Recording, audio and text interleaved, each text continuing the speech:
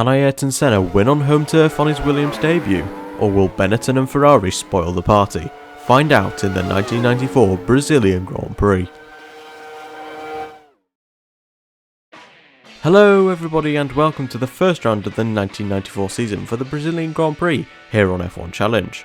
The Interlagos circuit in São Paulo presents a demanding mix of high-speed corners, elevation changes and bumpy asphalt that constantly tests driver skill and car balance.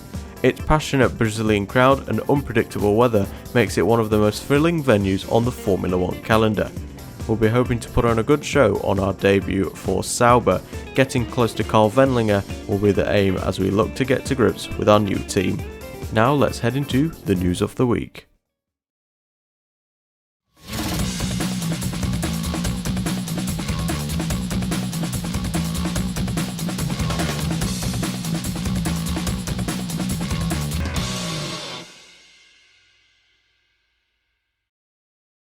Hello and welcome to the Brazilian edition of the News of the Week. Let's head straight into our headline. Woes at Williams ahead? Many expected the combination of Ayrton Senna and Williams Renault to be a force to be reckoned with in 1994, but both parties seem to have been given a reality check. Senna, who joins the Grove outfit following a tumultuous season at McLaren in 1993, has been displeased with his car's handling style. As previously mentioned in pre-season testing, Ayrton and his teammate Damon Hill complained of a nervous rear of the FW16, and as such have led to Williams falling down the pecking order, with media channels predicting the Rothmans liveried cars to be third place in the Constructors' Championship behind Benetton and Ferrari. It'll be interesting to see how Williams can bounce back throughout the season, and see if Ayrton Senna can claim that victory here in Brazil today. Light for LaRousse with Peugeot power. LaRousse look to carry on their promising momentum from 1993 with an all-new driver lineup and a new engine supplier in Peugeot. Many were quick to criticise the team's choice of power unit supplier, but pre-season testing times show that they can once again be holding their own in the midfield, with the media predicting a 9th place finish in the Constructors. The Peugeot A4 engine looks to be one of the strongest packages on the grid in terms of raw horsepower, although time will tell if its reliability can match that of the Lamborghini engine last season.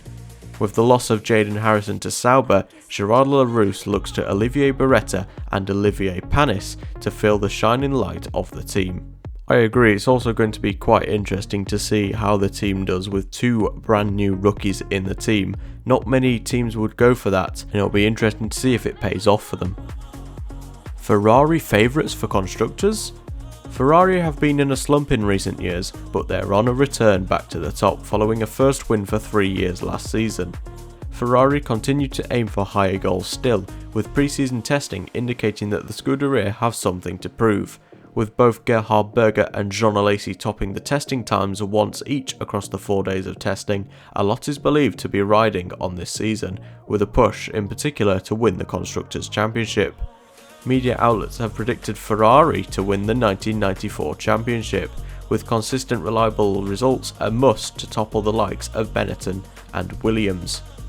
While the Ferrari was quite unreliable throughout 1993, I remember I think it was Jean Alesi had 7 retirements in the final 8 races or something like that. So if they have good reliability, then they can definitely push for the Constructors' Championship. That's all for the news of the week. Now let's head into qualifying.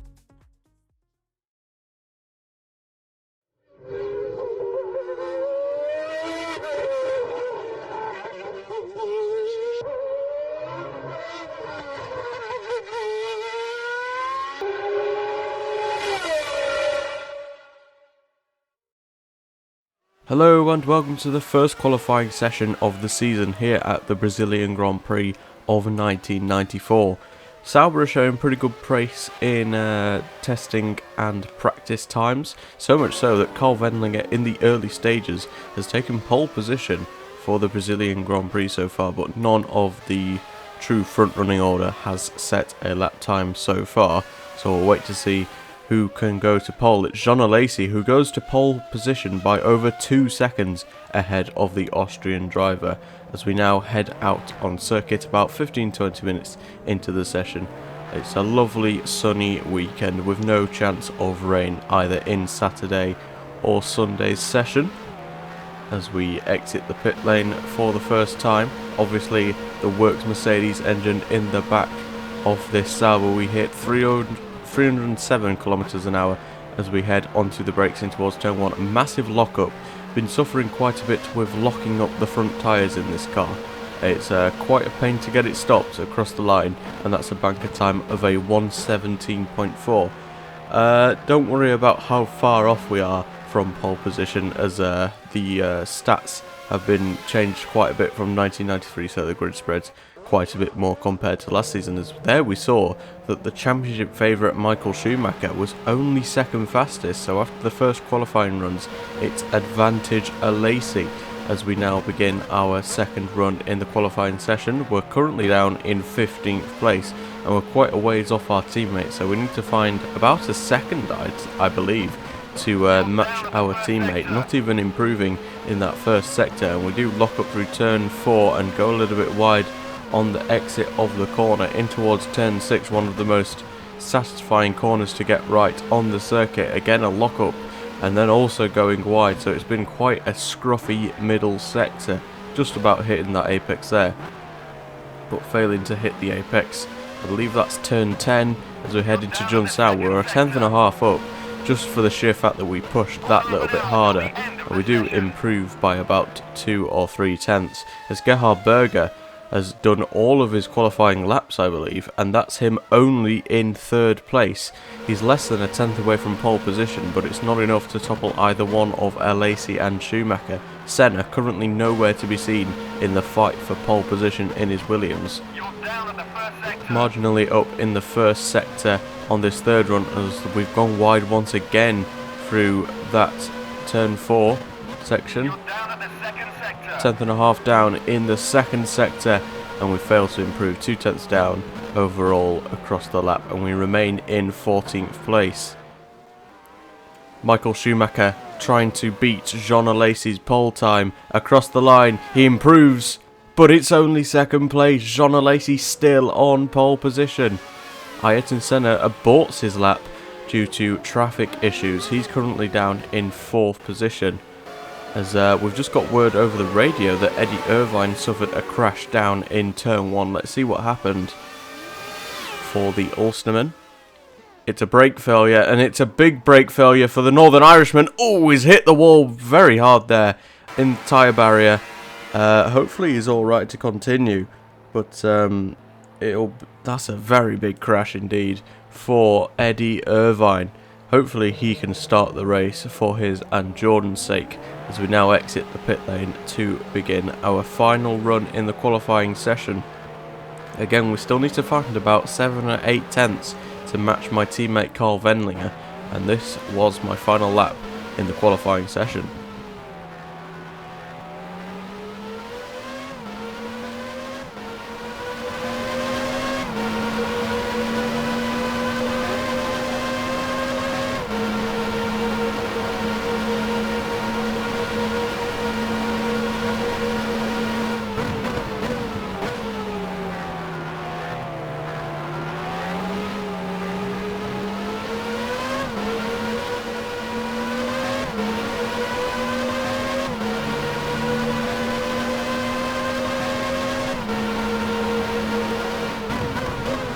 Down at the first sector.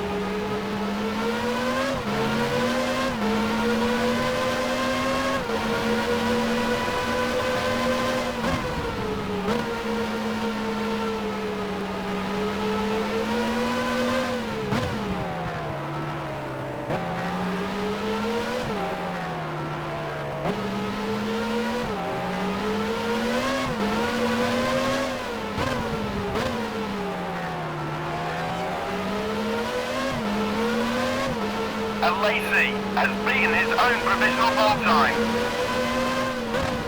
You're down at the second sector.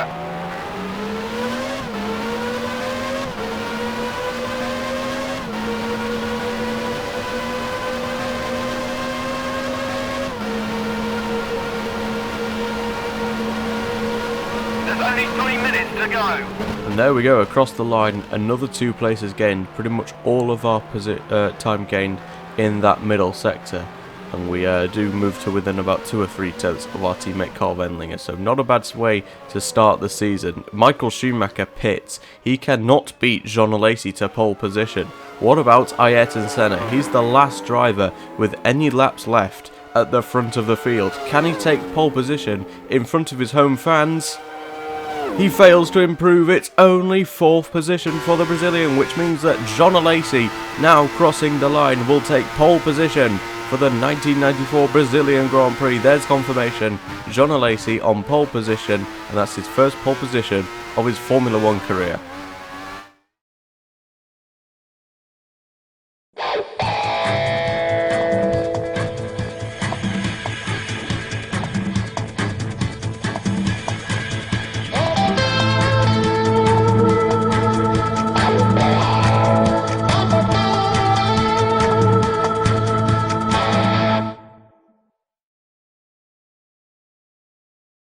Hello everybody, we're just a few moments away from starting the 1994 season and the 1994 Brazilian Grand Prix. Let's look at the starting grid. Jean Alesi takes his first career pole position for Ferrari. He starts just under a tenth ahead of Michael Schumacher. Gerhard Berger makes it 2 Ferraris in the top 3 with home favourite Ayrton Senna in 4th place and 6 tenths away from pole position. He just about outqualifies his teammate Damon Hill, with Mark Blundell completing the top 6. It's an all-McLaren affair on the 4th row, with Hakkinen just ahead of Herbert, Barrichello best of the rest in 9th, and Karl Wendlinger completing the top 10. Eddie Irvine, having that massive crash at turn 1, will start the race, and he will start in 11th position, just ahead of ourselves and Martin Brundle. Gianni Morbidelli is up next in the footwork Ford, followed by Pedro Lamy, a decent qualifying from him to complete the top 15 in the Lotus. Then comes Olivier Panis on his debut, Christian Fittipaldi and Jyrki Arvelato all the way down in 18th place, quite a number of spaces behind his teammates. The second Lotus of Aguri Suzuki is up next, with Olivier Beretta completing the top 20. Then comes Frentzen and Badoa, then it's another Tyrrell and another Minardi in the form of Ukio Katayama and Andrea Montemini completing the 12th row. Then we've got the 2 Pacific Ilmores of Bertrand Gachot and David Coulthard. That means that the 2 Simtex of David Brabham and Roland Ratzenberger fail to qualify for the race. We're on a 2-stop strategy today, stopping on lap 22 and once again on lap 45. Hello there. Welcome to Brazil. The weather, as so often is the case here, is just wonderful. Over 30 degrees and climbing. It's a fantastic day for Formula 1. As we now await the lights to begin the 1994 season, there they are, up in front. 5 lights. The lights are green, there's racing to be seen, there's contact behind us in the background as we get a fairly poor start towards turn 1. Down the inside goes Olivier Panis. That's a mega amount of places that he's just gained as we get on the inside of Eddie Irvine to keep our 12th place starting position. And that was a huge start from Gianni Morbidelli, who got way too good of a start behind us and clipped the back of us. He's lost a lot of positions. He's down to 21st place because of it. He started in 14th, so he's lost 7 places before he's even reached turn 1.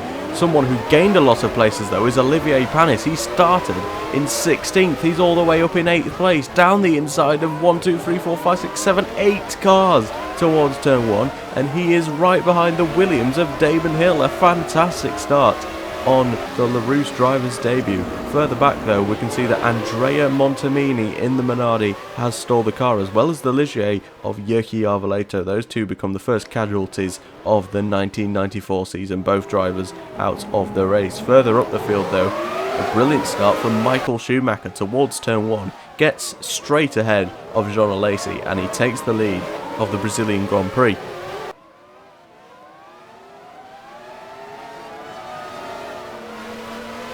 So for us, we do have damage on the rear wing. We'll see how that affects us throughout this first stint at least, as Eddie Irvine challenges down the inside and he dives it straight up the inside.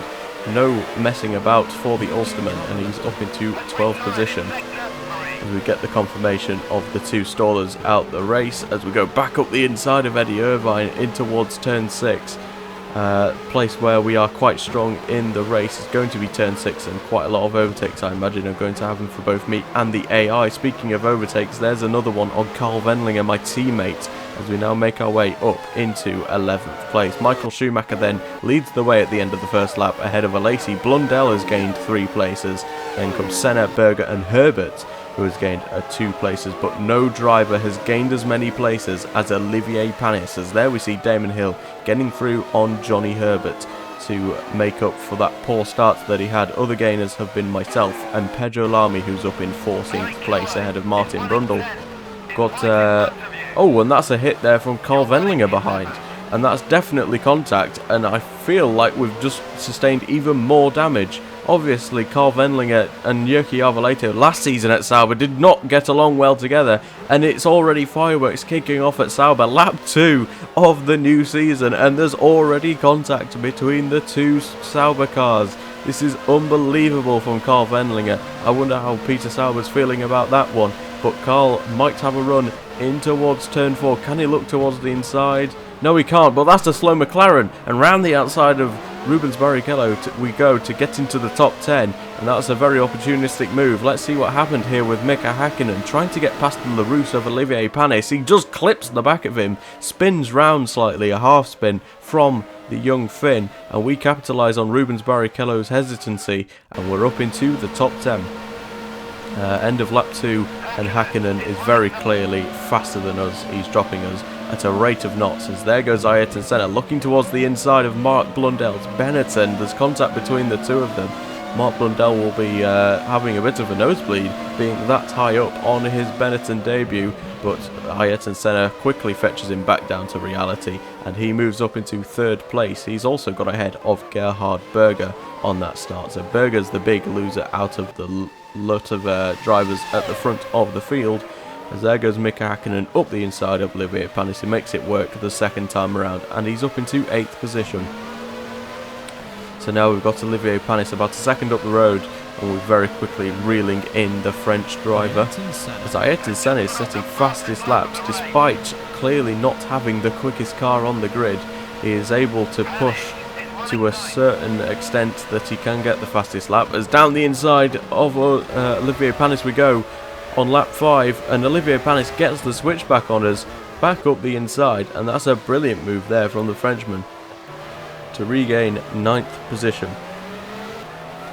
See if we can set this move up once again. He's slow out the Senna S on the start of lap 6, and see if we can get a good slipstream in towards turn 4. We can't hang around too much behind Olivier Panis, as of course we've got Rubens Barrichello, 2 Jordans, Eddie Irvine as well, and my teammate Karl Wendlinger right behind. Let's see if we can go around the outside of turn 5. Not quite, there's no space there. Panis shuts the door inside of turn 6. We do go for it once again, side by side with the French driver, and that's too much on the throttle there. A small bump has sent us round. The very sensitive 1994 car very much catching us out there, and we do lose a couple of places, down to 13th place for us we go. On board now with Barrichello for a replay. It's just the slightest of touches on the throttle, and we are round. Gerhard Berger got past Mark Blundell in the intervening laps, and now Damon Hill will look towards the inside of the Benetton, and he is now up into 5th place. Mark Blundell kind of dropping like a stone in these early stages after that fantastic start that he had. Anyway, here's Karl Wendlinger looking towards the inside of Rubens Barrichello to try and get himself into the top 10 following my mistake, and he does so, barges the Brazilian out the way, and that's a very authoritative move there from the Austrian. Now Eddie Irvine could possibly have a go at Rubens Barrichello, who's had a bit of a confidence shock thanks to the Austrian overtaking him. Down the inside goes the Northern Irishman, and Eddie Irvine now moves up into 11th place. So that's Rubens Barrichello down 2 places in as many corners the next lap, and Karl Wendlinger's up the inside of Olivier Panis. An easy move there for the Sauber driver, and he's now up into 9th place. Karl Wendlinger is certainly showing his pace so far. He's doing very well right now, as am I, really. The Sauber car seems like it's definitely slightly better than the Jordan, definitely better than the LaRousse. I feel like the LaRousse is a bit of a anomaly this high up as we go down the inside of Barrichello and towards turn 1. A textbook move and that's us up into the top 12 next lap, and Eddie Irvine struggling to get past Olivier Panis, and that's allowed us to catch up at a rate of knots. We're in the slipstream now of the Hart-powered Jordan. Can we go inside? Can we go outside? We're going to the outside onto the yellow lines towards turn 1. We do get the place before we even reach the braking zone, and that's us now up into 11th place. Next target is Olivier Panis's Larousse. Hopefully it does not take us too long to get past the Larousse driver. Gap is about 7 tenths. We should be able to close that up in maybe a lap or two, but down the inside goes Eddie Irvine, who was in towards turn 4. He's not done with us yet. He's challenging us still in towards turn 5, and we're going to lose time to Olivier Panis doing this. It's not great racecraft, but Eddie Irvine's really wanting a race here today. Down the inside again into lap 12, and there's contact, more contact for us. And that's probably going to be even more damage on the rear wing of this Sauber. It's certainly becoming quite a handful to drive, certainly on the rear at least. As we've now caught up to the back of Olivier Panis, it's just a case of learning how to drive the car with its capabilities now, and up the inside, lap 13, and hopefully that should be the end of us with Olivier Panis, at least in this early stage in the race. We'll see how it plays out earlier on, as there's the gap now to Karl Wendlinger. We've got quite a gap to make up if we want to catch him up before the first round of pit stops. We are quickly approaching those now, as on lap 14 Olivier Panis is going to get the place back on us, because we've kind of had an absolute howler in towards turn 4, locking up, braking way too late, and that's cost us a position to the Frenchman.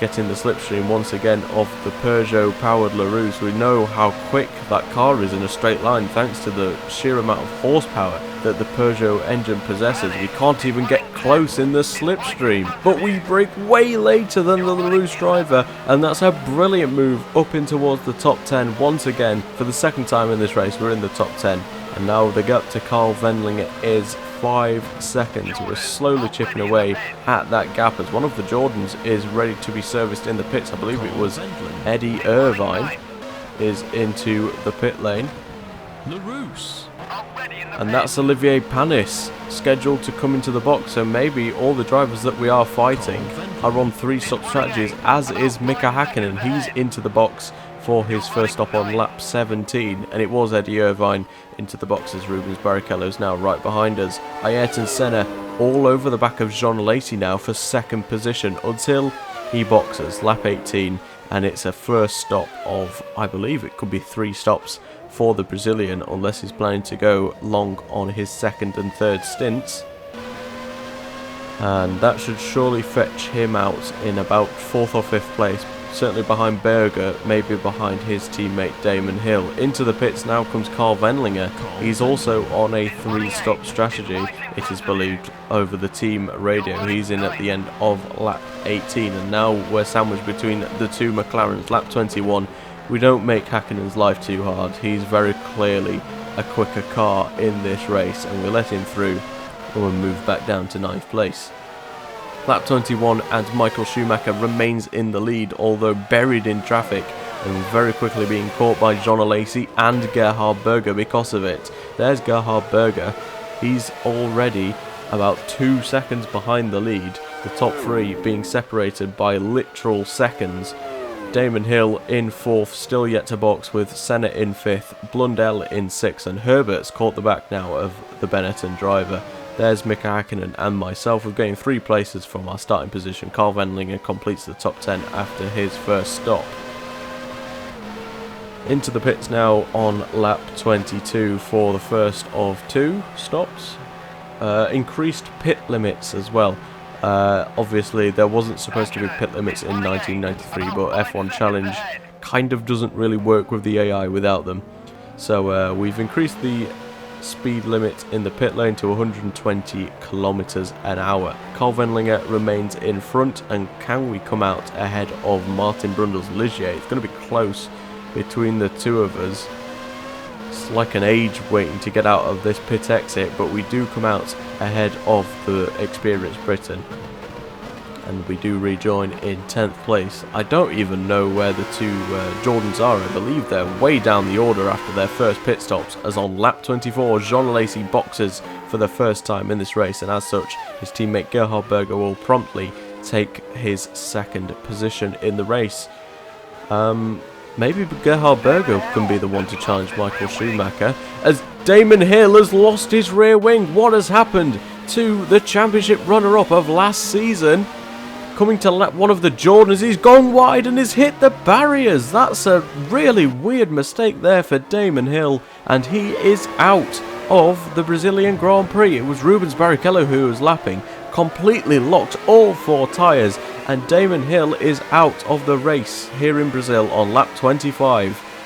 And well, it's all down to Ayrton Senna now to get a result from this race for Williams, as the gap to Karl Wendlinger is about 5 seconds still. It's a bit stagnant between the two of us as we get lapped on track for the first time in this race. I believe Michael Schumacher lapped us in the pit lane, but there's the first one that we've had to, first blue flag we've had to receive on track at least. We're slowly reeling in Karl Wendlingers. That's a big crash. That's one of the Tyrrells, and that's one of the Pacifics. It's David Coulthard, and I'm wondering what on earth has happened there. I was kind of in my own world at the time, and then I just see a big crash in front of me. It kind of jump scared me a little bit. Here's Ukio Katayama, turns across Karl Wendlinger, clips him, and then just spins into the direction of David Coulthard. That is a shocking incident there for Ukio Katayama. The awareness of their Japanese driver has to be seriously questioned there. Is going to rejoin the track directly in front of the Williams of Senna. There's contact. Was there contact? It looked like there certainly was. We'll have to see on board with Ayrton Senna if there was or not. There certainly was contact, and Senna's very lucky to get away there with no damage indeed. Senna will carry on in 3rd place, but surely Katayama will get a penalty, and it is a 10-second penalty for Katayama for the collision with Coulthard. I wonder if they're going to do anything about the unsafe rejoin with Senna as well, as there goes Eddie Irvine out the race with a suspension problem. And one of our main rivals in the race is out. Michael Schumacher, lap 30, is into the box. This looks like it's a possible one-stop strategy for the German, and if that is the case, then he has almost certainly got this race locked up for the race win at least, unless there is reliability problems. Gerhard Berger remains out on circuit and as such takes the lead of the Brazilian Grand Prix. Ayrton Senna is also close behind. Let's see if he comes out ahead of Michael Schumacher. Michael will come out a couple of seconds ahead of the pair of Senna and Alesi. The following lap though, Gerhard Berger is going to come into the pit lane for his first and probably only stop in this Grand Prix. We'll see where he comes out in relation to his teammate as well, because it's looking like a fight between the two Ferraris and the Williams of Ayrton Senna. Michael Schumacher clearly takes the lead of the Brazilian Grand Prix. Senna will take 2nd, and Alesi will also take 3rd, which means that Gerhard Berger is down to 4th place in this race, but it's believed that Alesi and Senna will have to serve pit stops again, so it's looking good to try and get a 2nd place for Gerhard Berger, as here's Jean Alesi with a great run on Ayrton Senna behind the Minardi. Can he get the run? There's contact between the two, and Jean Alesi's kept his foot down and he's taken the position. The airborne overtake from Jean Alesi. That is absolute commitment personified there from the French Sicilian driver, and he's up into 2nd place. What a move here on board with the Ferrari driver. Let's see what happened. He just clips the back of Ayrton Senna, goes into the air, but still gets the place anyway. That's unbelievable there from Jean Alesi on board with Senna. He's not going to be best pleased about that, as he now falls to 3rd place behind Alesi and Schumacher. That is quite the overtake from Jean Alesi. What a move. Anyway, here we have Johnny Herbert in the points, by the way. Retiring on his McLaren debut. A brake failure is going to put him out of commission on lap 37, and that's going to fetch us a position closer to the points.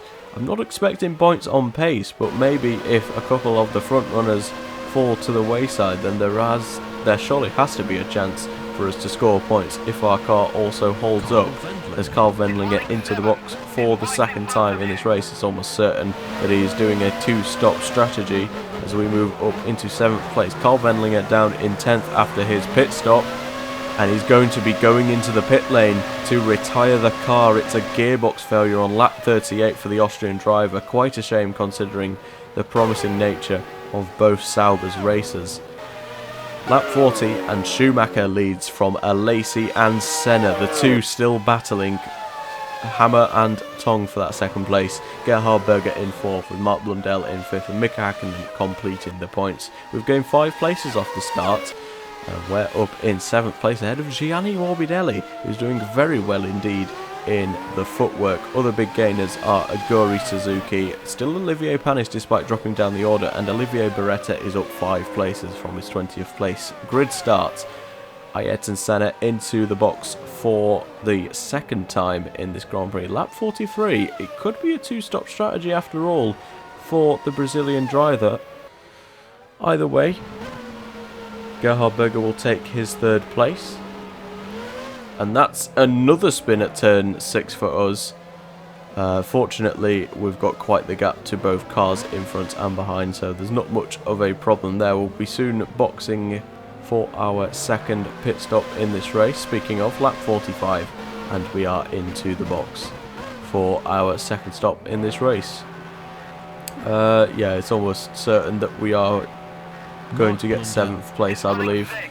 Unless other things happen outside of our control at least. It's an 8.3 second stop, a good stop from the pit crew, and exiting the pit lane, it's quite a comfortable gap to Gianni Morbidelli, about 10 seconds to the Italian driver behind. And yeah, it's going to be quite a quiet race for us at least. As yeah, Gianni Morbidelli, car behind, it's quite surprising to see him there, to be honest, because he was predicted 20th place in the driver's standings by the media predictions, and he's up in 8th place, so he's certainly outperforming those so far. And obviously he had that incident with us on the first lap, so it'll be interesting to see how this plays out for the Italian. He's into the pits now, and I believe so will be Rubens Barrichello, so it could be still a Gianni Morbidelli 8th place, now lapping one of the Pacifics to start lap 53. We've braked a little bit late there, a bit unstable on the rear, and that's very nearly a crash, similar to Eddie Irvine's. We just go around the back of the tyre barrier, and that was very close to being race over there for us. Fortunately, we have the gap to stay in our position at least. It's quite a solemn race for us at least, as Rubens Barrichello now boxes, so that gap behind is going to become even larger. And I wonder if Gianni Morbidelli is going to be the driver to retake that 8th position. It will be Martin Brundle is up in 8th place in the Ligier, so he's doing well. Meanwhile, Mark Blundell has been taking time and time and time out of Mika Hakkinen, and on lap 63 he's now on the back of the Finn. Can he get a run in towards turn 1 to begin lap 64? Up the inside goes Mark Blundell, and he makes up the place in up to 5th place, and that could be huge for Benetton, especially with Michael Schumacher leading this race. The battle for 8th though is not complete, with the two of Morbidelli and Rubens Barrichello closing in quickly on Martin Brundle. It'd be interesting to see how that battle plays out. Mika Hakkinen and Mark Blundell once again stuck in traffic. There's Ayrton Senna in front of them a lap ahead, and down the inside, taking advantage, is Mika Hakkinen, and he now moves back up to 5th place with just 3 laps to go, and that's a very opportunistic move. Maybe Mark Blundell could have a look up to the inside into turn 6, not quite. Here's Ayrton Senna, currently in 4th place. Oh, and he's made the same mistake as Hill has, and Ayrton Senna's crashed into the wall. And Ayrton Senna, is he still in the race? He's not in the race, he's lost his front and rear wings, and Senna is out of the race. Out goes Senna, out goes Hill, out goes Williams. They are not having any finishers here in the 1994 Brazilian Grand Prix. It's quite A sight to see as we now see Michael Schumacher with no such problems rounding Junsao and heading up the hill to complete a fantastic victory here in Interlagos. Up towards the line comes Michael Schumacher to win the opening round of 1994.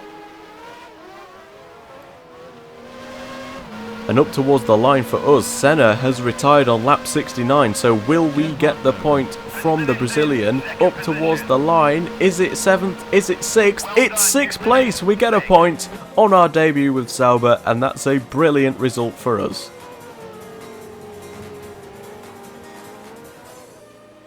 So then it's Michael Schumacher taking an outstanding victory at the end. He wins 17 seconds ahead of Gerhard Berger. Jean Alesi makes it 2 Ferraris on the podium, with Mika Hakkinen getting that 4th place just ahead of Mark Blundell. Jaden Harrison, that's myself, gets 6th place and a singular point for Sauber, a great result for the team. Then comes Martin Brundle, just misses out with Gianni Morbidelli, Rubens Barrichello and Ayrton Senna retiring on lap 69 is in 10th place. Unbelievable to see both Williams out the race. Christian Fittipaldi then comes next with Panis, Suzuki, Lamy, Berdoa completing the top 15. Meanwhile, Beretta, Frentzen and Ukyo Katayama with that 10-second penalty, and Bertrand Gachot completes the running order. 19 drivers classified by the end of the race and 8 retirements including Ayrton Senna, the most recent of which, other than Senna, was Karl Wendlinger with that gearbox failure. He had a chance for points as well, but those went begging, as did Johnny Herbert with that brake failure, Eddie Irvine with the suspension problem, and then David Coulthard having that crash with Katayama. It was kind of impressive to see Katayama still going, to be honest. We also saw Damon Hill retire from the race, with Yuki Arvoleto and Andrea Montemini stalling on the grid. Ayrton Senna got the fastest lap with a 1 minute 15.983. What does this mean then for the Drivers' Championship? It means that it stays as the race standings, so Schumacher from Berger, Alesi, Hakkinen, Blundell and myself. Meanwhile, in the Constructors, Benetton take an early lead on 12 points, 2 ahead of Ferrari, with McLaren in 3rd and Sauber in 4th with a singular point. And that has been the 1994 Brazilian Grand Prix. I appreciate all of you waiting for the new season to come out, and it is finally here. Hopefully I'm not messing up the commentary as much as I have done in this race at least, and hopefully I can warm back up to it once again. Thank you everyone for watching the video, and that's going to be all from me in today's video. Goodbye.